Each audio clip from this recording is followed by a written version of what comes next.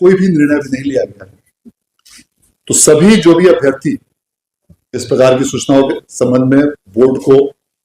काफी बड़ी संख्या में नियमित रूप से प्रतिदिन इस प्रकार के मैसेजेस प्राप्त हो रहे हैं, इस प्रकार की सूचनाएं प्राप्त हो रही हैं, कैंडिडेट्स आकर परीक्षाएं कर रहे हैं और कुछ माध्यमों से भ्रांतिपूर्ण सूचनाएं भी प्रसारित हो रही हैं एसटीईटी के आयोजन के संबंध में।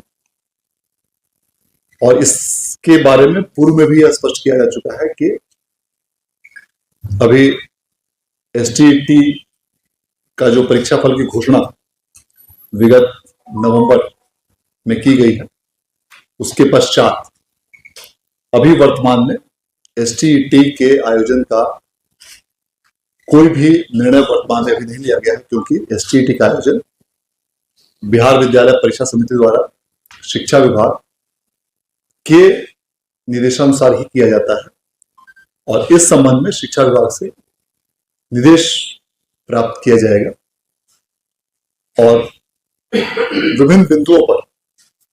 मार्गदर्शन की अपेक्षा की जाएगी और उसके पश्चात जिस बिंदुओं के संबंध में जो भी दिशा निर्देश या मार्गदर्शन प्राप्त होगा उसके अनुसार ही एसटीईटी के आयोजन की कार्रवाई की जाएगी। और संप्रति अभी किसी भी प्रकार का ऐसा आप लोग अफवाह पर ध्यान नहीं दें, जो विभिन्न अपोष सूत्रों या कई माध्यमों से बोर्ड को सूचनाएं प्राप्त हो रही हैं कि एसटीईटी के आयोजन के संबंध में कई प्रकार की भ्रांतियां या अफवाह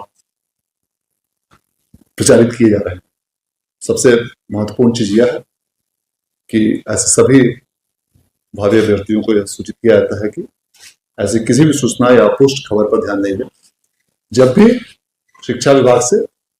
यथोचित मार्गदर्शन प्राप्त होगा तो उसके संबंध में बिहार विद्यालय परीक्षा समिति द्वारा विज्ञप्ति प्रसारित की जाएगी और विज्ञप्ति के माध्यम से विधिवत एसटीईटी परीक्षा के आयोजन की सूचना दी जाएगी। इसी के साथ जो आज दूसरा प्रमुख बिंदु था वह है सक्षमता 3, 4 और 5 के आयोजन के संबंध में। सक्षमता तृतीय के आयोजन का निर्णय बिहार विद्यालय परीक्षा समिति द्वारा लिया गया है और सक्षमता तृतीय परीक्षा का आयोजन आगामी 10 से 15 मई के बीच किया जाएगा और इसके परीक्षा फल का प्रकाशन 31 मई तक करने का लक्ष्य निर्धारित किया गया है और आगामी 7 मई से 14 मई के बीच सक्षमता 4 और सक्षमता 5 के लिए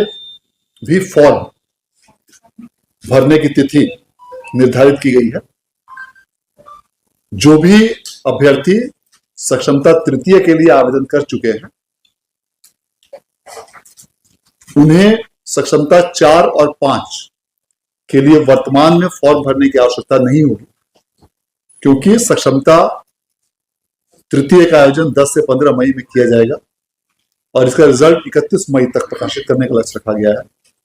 जो कैंडिडेट्स इस सक्षमता तृतीय में उत्तीर्ण नहीं हो पाते हैं वे उनको सक्षमता चतुर्थ में भाग लेने के लिए मौका दिया जाएगा और उसके लिए फीस भरने की तिथि 2 और 3 जून निर्धारित की गई है और इस अवधि में जो कैंडिडेट सक्षमता 4 के लिए आवेदन करना चाहते हैं, सक्षमता तृतीय के अनुत्तीर्ण कैंडिडेट, वे आवेदन कर सकते हैं और सक्षमता 4 का आयोजन 15 और 16 जून को किया जाएगा।